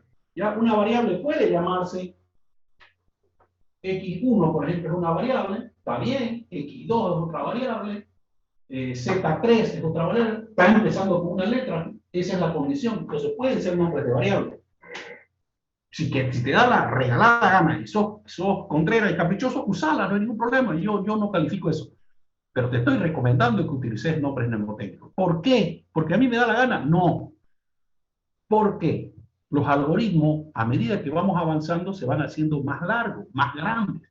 Entonces, utilizar variables como X, Y, B, llega un momento que el algoritmo es tan grande que vos no sabés qué tiene X, o qué tiene Y, o qué tiene B, o qué tiene A, ¿me entendés? Entonces eso te va a complicar tu existencia, vas a tener que ir hacia arriba y buscar dónde pinche iniciaste la variable para saber qué contiene. Eso te evitas utilizando nombres mnemotécnicos. Por ejemplo, esta variable sí o sí guarda pues el nombre de una persona, a no ser que seas tan, casi se me salió la palabra boludo, no, disculpen, a no ser que seas tan contrera y pongas el nombre non y ahí guardes la edad, ya son burreras, digamos. Entonces, una variable mnemotécnica ayuda en eso. ¿Ok? Muy bien. Ahora, las variables, también hay tipos de variables. Uno debe definir qué tipos de variables son. Por ejemplo, aquí, si ustedes se fijan en el texto, hay variables numéricas, alfabéticas y booleanas. ¿Qué son las variables numéricas? Son aquellas variables que guardan números. Por ejemplo, me había olvidado,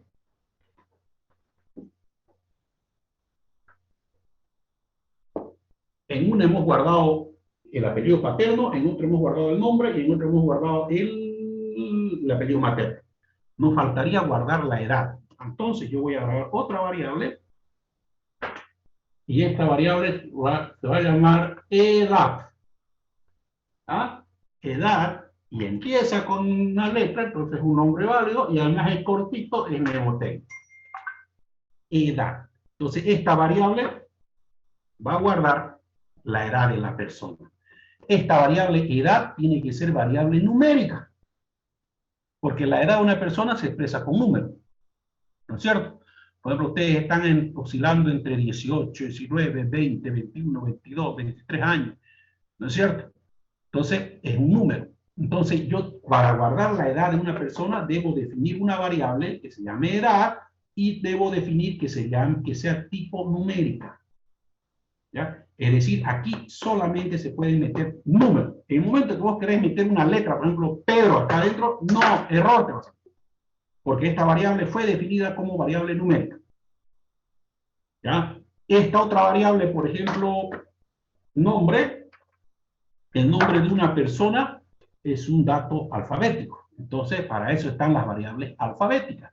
Las variables alfabéticas son aquellas variables que solamente guardan letras del alfabeto. ¿Ok? Letras del alfabeto. Y luego tenemos las variables booleanas. ¿Cuáles son las variables booleanas? Las variables booleanas son variables jóvenes que solo aceptan dos valores, verdad o falso, o 1 o 0. Estas variables booleanas generalmente se utilizan para representar valores que solamente se aceptan dos valores.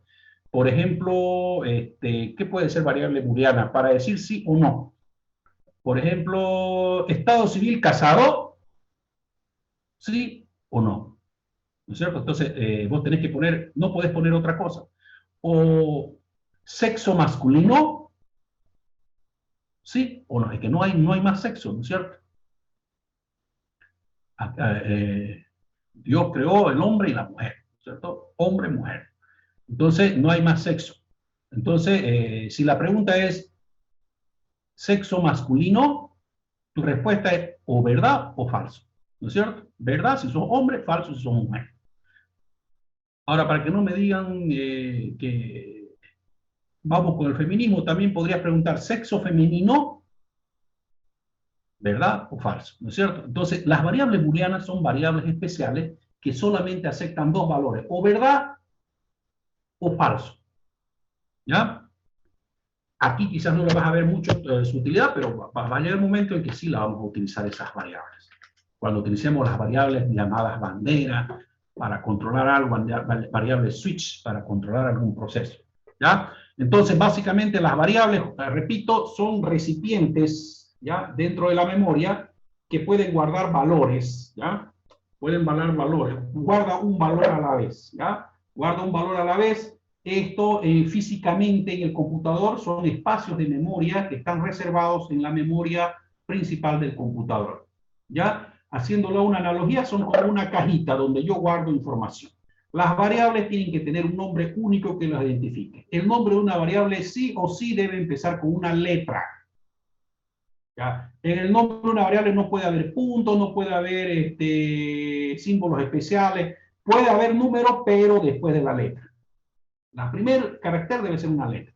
Puede llamarse, por ejemplo, hay personas que tienen dos nombres, puede llamarse NOM1, NOM2, o hay personas que tienen varios teléfonos, TELF1, TELF2, pues, puede tener números, ¿ya? Pero tiene que empezar con una letra. Las variables tienen tipos de variables, dependiendo qué querés guardar en la cajita, vos definís si la variable va a ser numérica, si va a ser alfabética, o si va a ser booleana. Vamos al siguiente. Aquí tienen, por ejemplo, en extenso, fíjense, cuando son numéricas pueden ser de números enteros o reales. Números enteros son los números enteros, 1, 2, 3, 4, 5, ¿ya? Pero sin comas. Y los números reales son variables numéricas reales, son aquellos que necesitas guardar con decimales, ¿ya? Luego tenemos las variables de texto o alfabéticas, son para guardar caracteres, por ejemplo, las letras del alfabeto, A, B, C. Tenemos las variables booleanas. Las variables booleanas son para guardar dos valores, o verdad o falso, ¿ya? Y me había olvidado de las variables alfanuméricas. Alfanumérica es una mezcla de variables alfabéticas con números, ¿ya? Por ejemplo, la dirección de una persona, querido Céspedes Guzmán, la dirección de una persona es un dato alfanumérico, porque cuando vos das una dirección, estás dando letras y números. Por ejemplo, yo me crié, por ejemplo, en la calle Mojos 262, en la zona maquinaria, ¿ya? Ahí fue mi infancia. Mi dirección era calle Moxos, se escribe con X, Moxos 262. Entonces hay una mezcla de letra con números, por ejemplo. ¿Me entienden? Entonces hay variables que permiten esto, grabar números con letras en un mismo recipiente. Pero ese texto no es número en realidad. A pesar que lleva número, ese número no lo podés sumar, ¿ya? Solamente podés sumar o hacer operaciones aritméticas con variables netamente numéricas. Continuemos. Siguiente elemento de la programación, constante. ¿Qué son las constantes? Las constantes, jóvenes, son idénticas a las variables, solo que no cambian de valor. O sea, si le pusiste como apellido paterno Tapia, por ejemplo, ya no lo puedes cambiar. Eso es desde que comienza hasta que termina el algoritmo, eso va a ser Tapia. Si pones, por ejemplo, Guzmán, Guzmán, no puedes cambiar. Esa es una constante. Igual es una carita, igual es un recipiente, igual tiene que tener un nombre, pero su valor no se puede cambiar. Por eso se llama constante. Leamos, una constante es una entidad dentro del algoritmo, el cual no cambia de valor a lo largo del mismo. En programación, una constante es un valor que no puede ser alterado ni modificado durante la ejecución del programa. Únicamente puede ser leído, ¿ya? Una constante corresponde a una longitud fija de área reservada en la memoria del computador, donde el programa almacena valores fijos. O sea, el computador abre un espacio en la memoria y dice, esto es una constante. Por lo tanto, no vas a poder en ningún momento cambiarlo de valor. ¿Ok? Igual es una cajita, analógicamente, igual tiene que tener un nombre, todo. ¿Alguien me puede decir cuál es la constante más famosa que hay en el mundo? Así a la altura de quién, a ver. De Michael Jackson, por ejemplo. Del rey del pop. ¿Cuál será la constante más famosa en el universo, en el mundo mundial? Pi. Pi, ¿no? La constante pi. ¿Cuánto vale pi? 3.1416. 3.1416. 3.1416. En realidad esa es su aproximación, porque en realidad el número pi es un número súper largo, ¿no? 3.141516, o sea, infinito, al infinito van los números. Hay un, ¿cómo se llama? Un museo científico, no me acuerdo en qué ciudad de los Estados Unidos me comentaron, una vez lo leí, que está escrito el número pi en lo más aproximadamente posible. Y es un número que da vuelta a una pieza así, en caracol. ¿Ya? Nosotros el 3.1416 es una aproximación nada más. Pero si queremos aproximar dos más, tenemos que usar muchos más dígitos. Entonces 3,1415, no sé, 99, 99, es un número archi grandísimo. ¿Ya? Esa, por ejemplo, es la constante más famosa, digamos, entre las constantes, ¿no? ¿Para qué me sirve el pi? ¿Alguien me puede decir?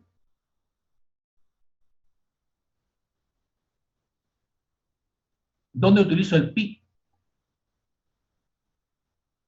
¿Para calcular la circunferencia de un círculo? Exactamente. ¿A qué es igual el área en realidad? No, es para calcular el área de una circunferencia. ¿No es cierto?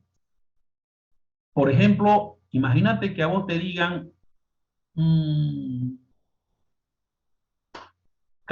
vos que sos ingeniero, calculame cuántos metros cuadrados o cuál es el área de la rotonda, por decirte, una rotonda grande, de una rotonda X, cualquiera. La rotonda es redonda. ¿Cómo vas a calcular el área? Facilito. A ver, futuros ingenieros, ¿cómo calculo el área de la rotonda que está en el cuarto anillo y la 3 pasos al frente? Que es una rotonda más grande que hay. ¿Pi por radio al cuadrado? Pi por radio al cuadrado. ¿Qué necesitas hacer? Necesitas calcular el radio. Lo primero que tenés que hacer, tenés que agarrar tu flexómetro y vas y medís el radio. ¿El radio qué es? El radio es la distancia que hay desde el centro mismo, desde el punto central, hacia uno de los extremos, ¿no es cierto? Y ese es el radio. Y aplicas la fórmula. Área de la circunferencia es igual a pi por radio, ese dato que vas a obtener al medir, elevado al cuadrado, y tenés los metros cuadrados de toda la circunferencia de la rotonda. ¿Ok? Sigamos. Siguiente elemento de la programación, identificador. ¿Qué son los identificadores? El identificador es esto. Este es un identificador. ACPAR. Edad es un identificador. No. Eso es otro identificador de esa variable. Y ACMAR es el identificador. El identificador de una variable es el nombre. ¿Ya? Es el nombre, porque lo identifica, lo hace único. Ahora, un identificador no solamente es el nombre de una variable, es el nombre de todo lo que se utiliza en el computador. Por ejemplo, una variable tiene identificador, es su nombre. Una constante tiene identificador, su nombre. Un programa tiene su identificador, su nombre del programa. Los diferentes procesos tienen identificadores. Entonces, la palabra identificador viene de identificar, viene de identificar algo. Entonces, las variables tienen identificadores, las constantes tienen identificadores. ¿Se entiende? Entonces, un identificador es un nombre.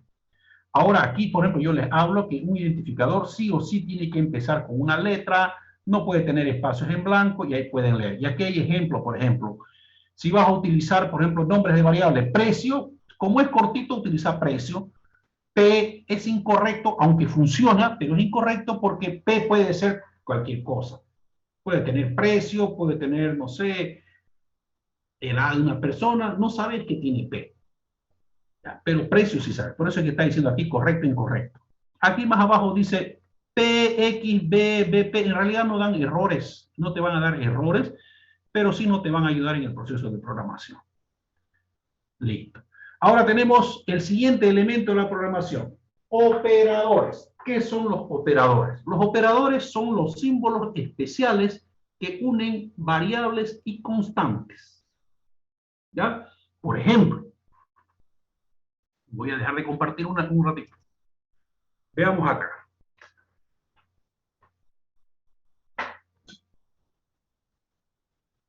Si yo hago, por ejemplo, una ecuación matemática, x al cuadrado más 3x más 6 igual a 0, esa es una ecuación cuadrática.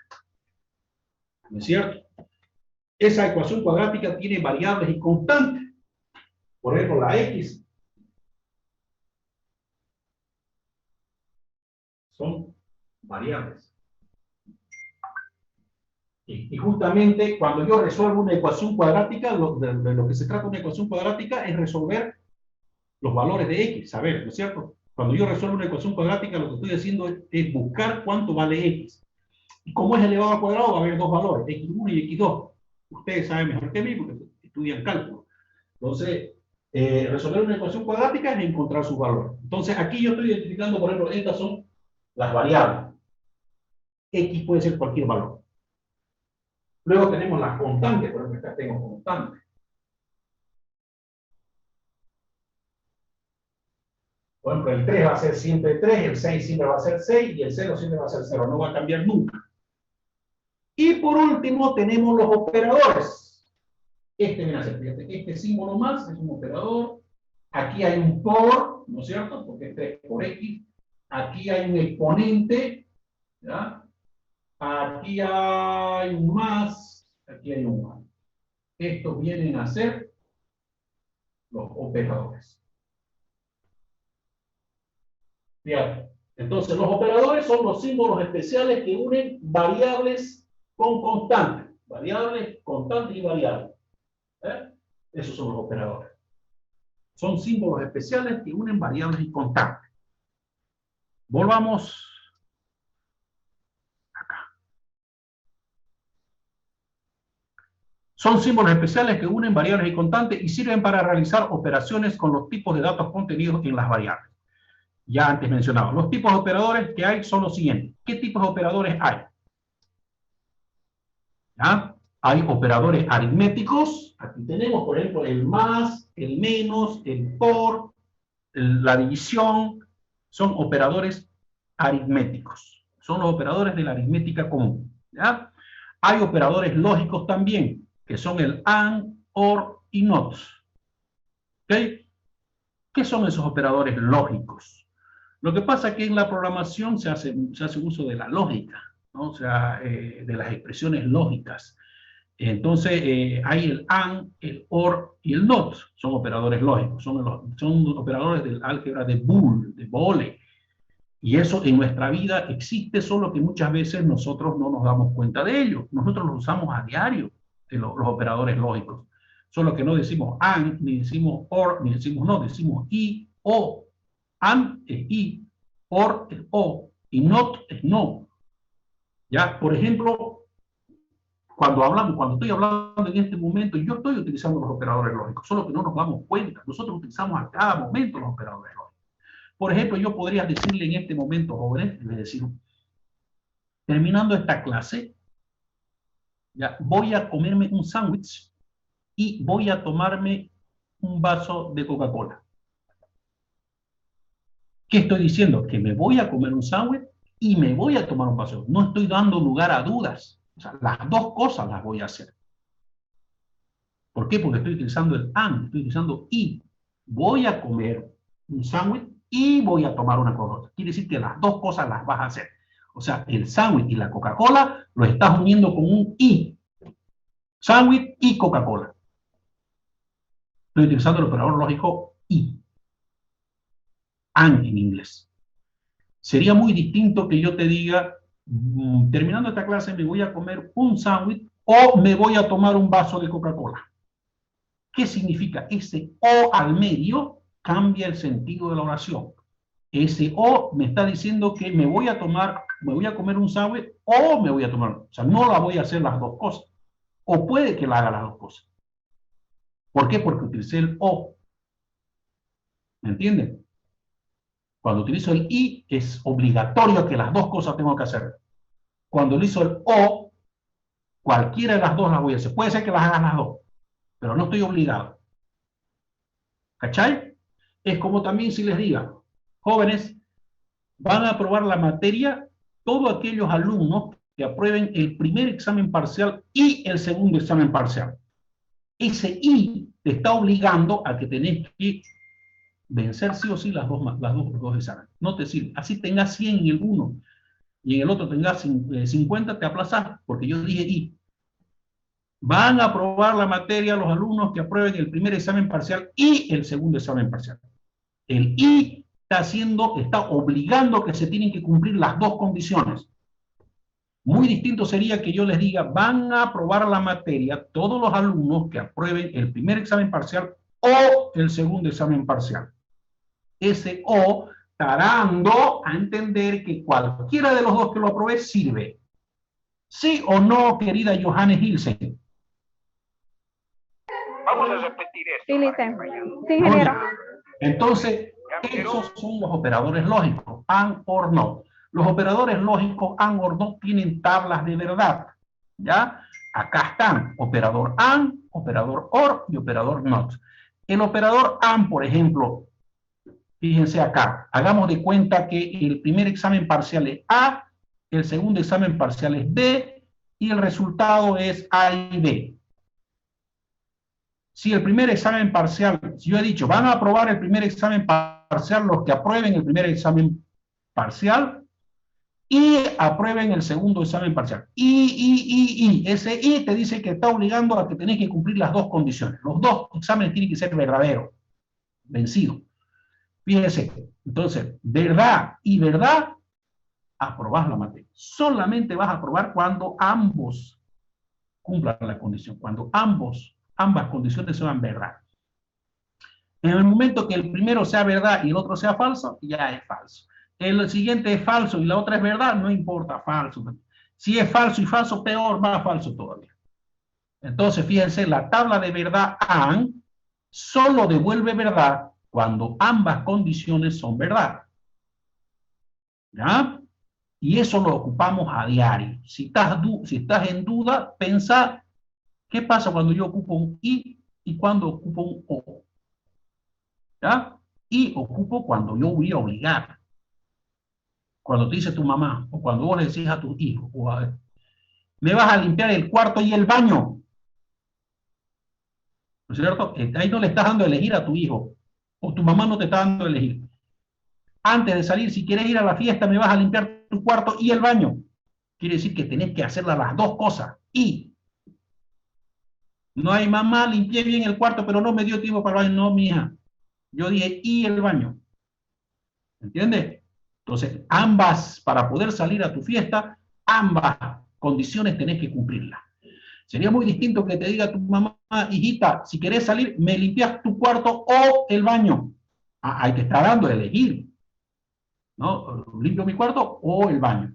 Ahora, si sos chupete y de tu mamá, haces las dos cosas, mejor todavía, ¿no? Con más ganas te vas a dejar salir. Entonces, la tabla de verdad del AND, el AND se abrevia con esta B volcada, ¿ya? AND. El AND también se llama como conjunción, ¿ya?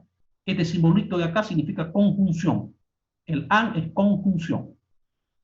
Luego tenemos el operador lógico OR. El operador lógico OR también es para unir dos condiciones y que te devuelva verdad.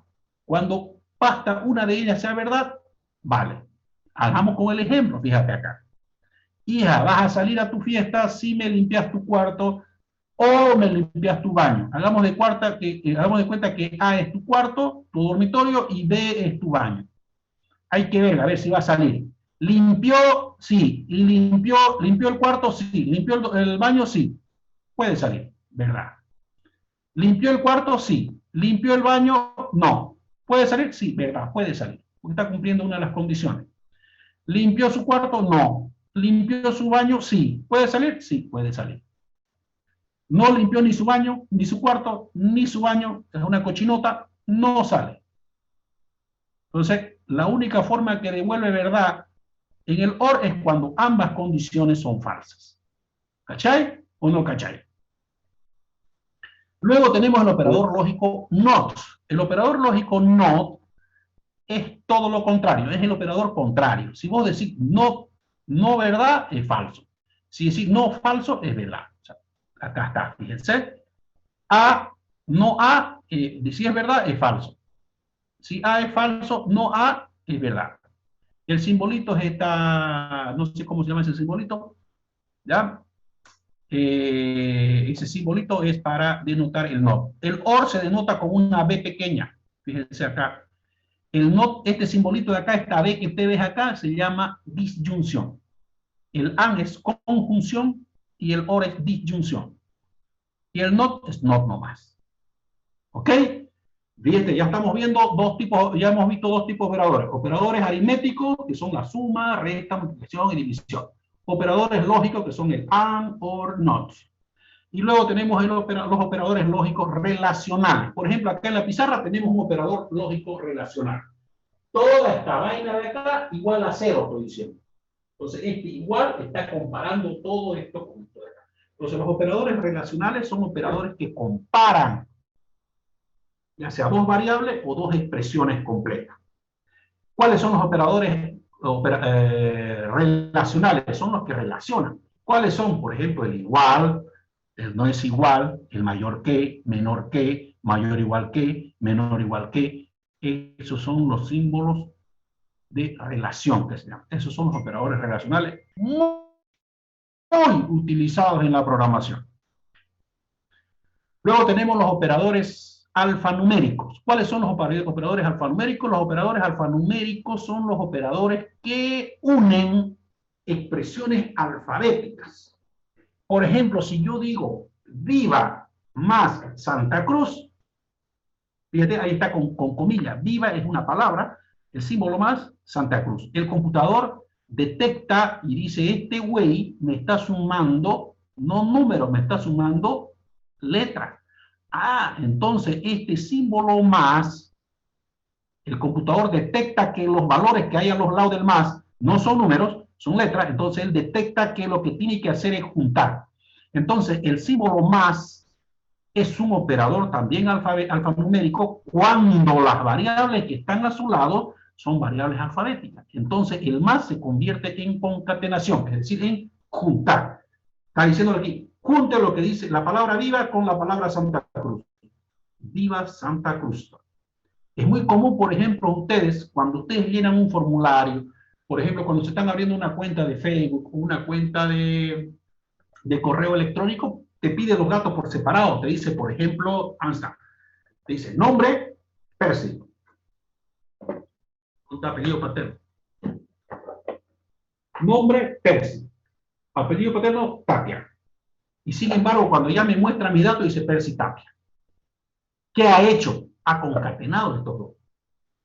Ha juntado lo que tiene la variable nom más la variable add.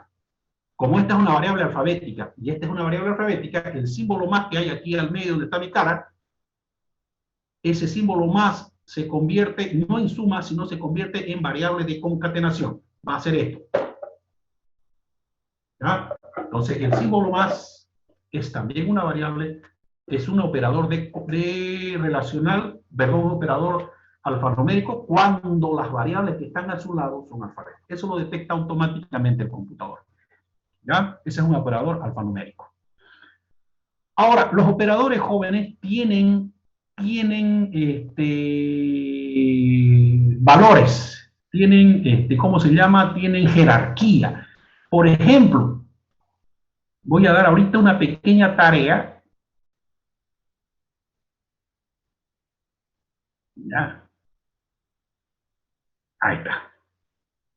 Voy a dejar de compartir.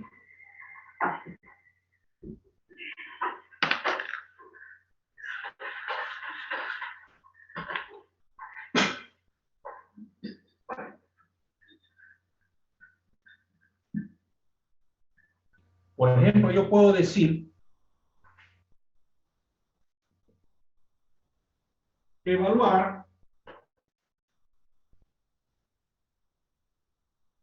3 más 2,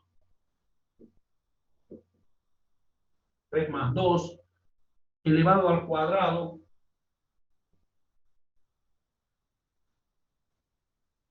menos 15,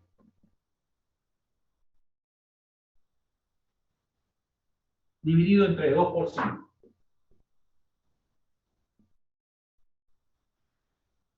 Ya. Voy a dejar de compartir. Fíjense.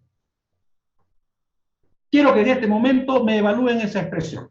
Resuélvanme esa pequeña expresión. ¿A cuánto es igual eso, Johanny? Rivera. Todo el mundo. A ver, agarren su cuaderno y resuélvanme eso. ¿A qué es igual esta expresión?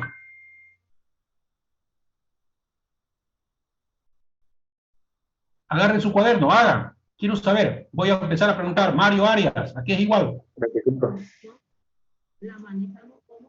Mateo. Alejandra. Es 25. ¿Quién me dice 25? ¿Mario? Julio. ¿Julio qué? Rivera.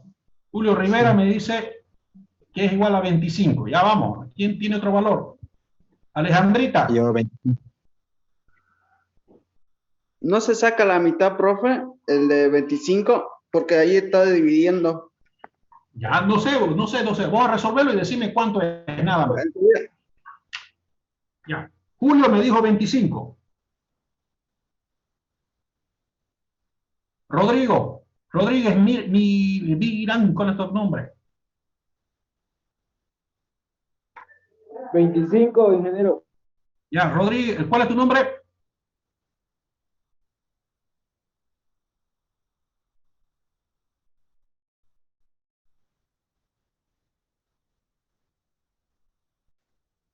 Camila. Igual 25. Camila igual dice que es igual a 25. Alejandra. 25, ingeniero. ¿Ya me escuchas bien, Alejandra?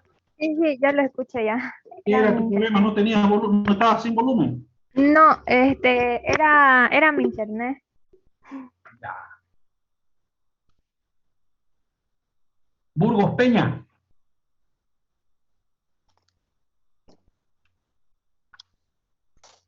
¿25, ingeniero? John.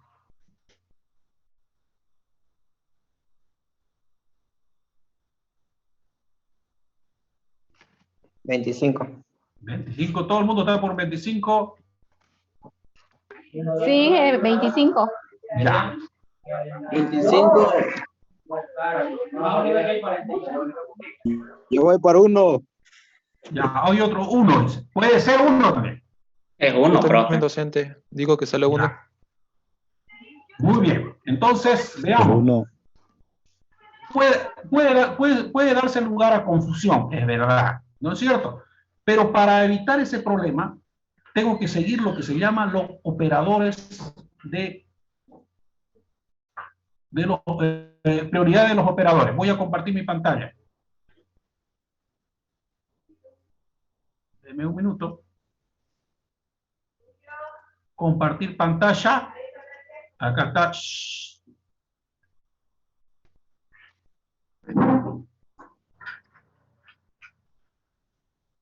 ¿Qué quiere decir eso? El computador, jóvenes, les había dicho que es lo más tonto que hay. O sea, el computador, para resolver problemas de este tipo, tiene que manejar una tabla de prioridades, una tabla de prioridad de los operadores. Es decir, él le da valor a cada operador. Por ejemplo, los que tienen mayor prioridad de todos los operadores son los operadores del paréntesis. ¿Ya? Y si hay varios paréntesis, tiene que comenzar por los más internos, por los más de adentro. Luego vienen las potencias. ¿Ya? Luego viene el producto y división. Están viendo mi pantalla, ¿no? Sí. Sí. Luego viene producto y división. Si ustedes fíjense, el producto y la división tienen la misma prioridad, tienen el mismo peso, valen lo mismo. Luego viene el MOP y DIP. El MOP y DIP también son división, ¿ya? Son productos, también, en su momento lo vamos a ver. MOP es la división, pero me devuelve el residuo de una división. Y el DIP es una división entera. ¿Ya? Tienen el mismo valor. Luego recién viene la suma y la resta. Después viene la concatenación, es decir, el símbolo más de concatenación, ¿no? Luego vienen los relacionales. Por último viene la negación, la conjunción y la disyunción. Fíjense, entre los operadores lógicos, el que más valor tiene, aunque ustedes no lo crean, es el NOT. El NOT vale más. Luego está la conjunción, es decir, luego está el AND. Y el último elemento, el último operador es el OR. ¿Ya? Entonces, siguiendo esa tabla, resolvamos el problema. ¿Ya? Voy a dejar de compartir mi pantalla. Acá está. Ahí está. ¿Cómo resuelve el computador? ¿Cómo resuelve el computador? El computador resuelve de esta manera. El computador analiza todo, fíjense. Lee toda la expresión, dice, ¿quién tiene mayor valor acá? El paréntesis. 3 más 2, Pero dentro del paréntesis hay otro. le puedo Entonces va a resolver primero eso. 15 dividido entre El paréntesis va a resolver primero eso. 10, 3, 10, Va a decir, 3 más 2, 4, 5. 5 va a quedar elevado al cuadrado, menos 15, paréntesis, paréntesis, dividido 2 por 5. Fíjate, ya se ha deshecho de un paréntesis. Ahora todavía está pendiente el otro paréntesis. Entonces va a resolver lo que está dentro del paréntesis. Lo demás se olvida. Ahora, dentro del paréntesis, ¿quién tiene mayor prioridad? 5 al ¿Cómo cuadrado. podrías hacer esto? Fíjate, podrías decir 5 elevado a la 2 menos 15. Podrías decir, no. ¿Quién tiene mayor prioridad acá? Si se fijan la tabla, tiene el exponente, la potencia. La potencia tiene valor 2. Entonces la potencia. Entonces va a resolver 5 elevado al cuadrado, 5 por 5, 25. Si no me das a tu hermana, te brinco, decía Percy Fernández. 25 menos 15 dividido 2 por 5. Fíjate, ya he resuelto el exponente. Ahora sigue pendiente esta agrupación, este paréntesis. Aquí va a ser 25 menos 15 es, ¿cuánto? 10. 10. 10 dividido 2 por 5. 10 entre 10, 1. Ahora 10 dividido 2 y 5. Si nos fijamos la tabla, el producto y la división tienen el mismo valor, tienen la misma prioridad. Entonces, ¿qué hago? Se resuelve de izquierda a derecha. Exactamente. El computador y todos los humanos estamos programados que cuando se da este caso de que dos operadores tienen la misma prioridad, se debe respetar el orden natural de lectura y escritura. ¿Cuál es el orden natural de lectura y escritura? De izquierda a derecha. Todos leemos así y escribimos así, ¿no es cierto? De izquierda a derecha. Entonces, cuando hay este caso acá, dice primero resolver esta operación de la izquierda. Entonces, aquí podría ser, por ejemplo, 10 dividido entre 2 por 5, ¿no es cierto? Sería muy distinto, fíjense acá, si yo hubiera esto acá. Ahí es distinto, ¿no es cierto? Ahí es 10 dividido entre 2 por 5. Entonces, aquí tendrías que hacer 2 por 5, 10. 10 dividido entre 10, 1. El que me dijo 1, por ejemplo, está mal. No hay paréntesis acá. No hay paréntesis. Entonces, ¿qué hay que hacer primero? La división. 10 dividido entre 2, 5. Por 5. Los que sí, cuando pasa 25. aire por esa 25. A ver, producen esto que he hecho, jóvenes, se llama evaluación de expresiones. Yo he evaluado una expresión, ¿no es cierto? Muy bien, voy a volver a compartir mi pantalla. Y para ir terminando, porque ya me dio hambre. Compartir pantalla. Acá. Muy bien.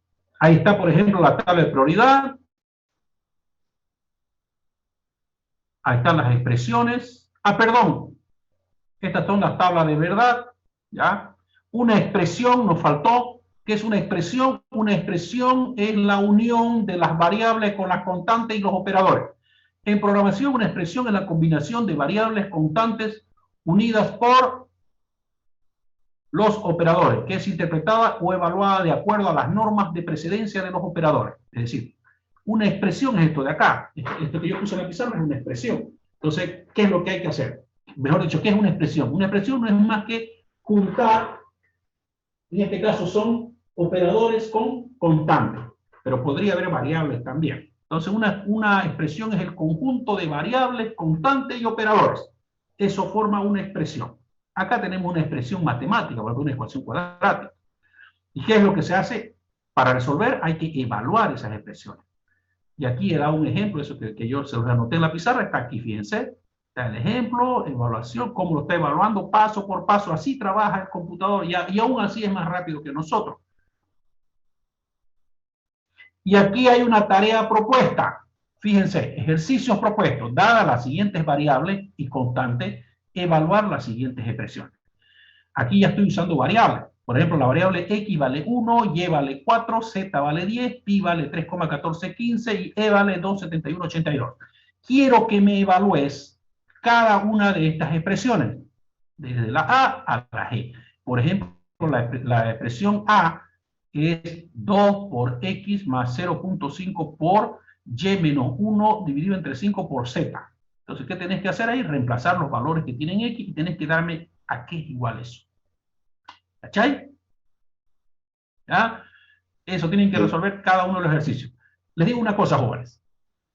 Basta que vaya en la expresión un operador relacional, es decir, un igual, un mayor, un menor, tu respuesta va a ser verdad o falso. Porque vos cuando comparás algo, ¿qué es la respuesta? ¿Verdad o falso? ¿No es cierto? ¿Sí o no? Si yo digo 3 es mayor que 5, ¿cuál es la respuesta? ¿3 es mayor que 5? ¿Cuál es la respuesta? Falso. Falso. Entonces, basta que haya un elemento de comparación, basta que vaya un operador de relación, es decir, mayor, menor, mayor, igual, igual, etcétera, tu respuesta va a ser verdad o falsa. Entonces, por ejemplo, en la pregunta número 2, en la B, tenés que decirme si esa expresión es verdad o falsa. Te va a hacerlo y te va a salir verdad o falsa. Entonces, tienen que resolverme ese pequeño práctico de 1, 2, 3, 4, 5, 6, 7 ejercicios y lo van a subir a la plataforma. En la plataforma ya hay un sitio donde ustedes tienen que subir.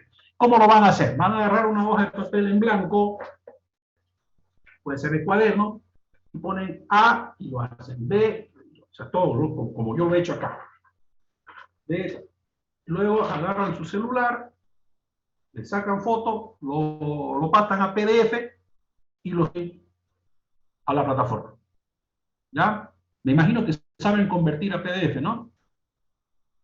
Yo utilizo, una pequeña aplicación que se llama TS. Este de acá es gratuito. Hay la versión paga también, pero este es gratuito. Te permite fácilmente escanear. Obviamente un escaneo es un JPG, pero ahí vos le decís convertir a PDF y ya lo puedes subir. ¿Ok? Entonces, eso tienen que hacer. Esa tarea va a ser hasta el día lunes, o sea, rápido, ¿no? ¿Ya? Hacen un cuaderno, escanean y suben la tarea. ¿Ok? Listo, jóvenes. ¿Alguna pregunta hasta ahí? ¿El lunes a primera hora, ingeniero, o de lunes hasta...? Hasta el domingo, hasta la medianoche. ¿Ya? O sea que mañana en la mañana ya háganla y súbanla. ¿Alguna pregunta? Weimar. Ninguna, mi ingeniero. Ya, ese simbolito que me están enseñando ahí es virgulilla, ¿se llama? Bien, no sabía, ahora ya sé. Gracias, jóvenes, cuídense, nos vemos el día martes a las 18:30. Jóvenes, el día martes empezamos programación ya. Ya empezamos a resolver los primeros algoritmos, ¿ok? Así que por favor no se falten esta clase, jóvenes. Esta materia se aprueba asistiendo a clase, haciendo los ejercicios. Traten de no faltar. ¿Ok? Está bien, ingeniero. Cuídense, jóvenes. Que tengan un excelente fin de semana. Hasta luego, ingeniero. Fin de semana a todos.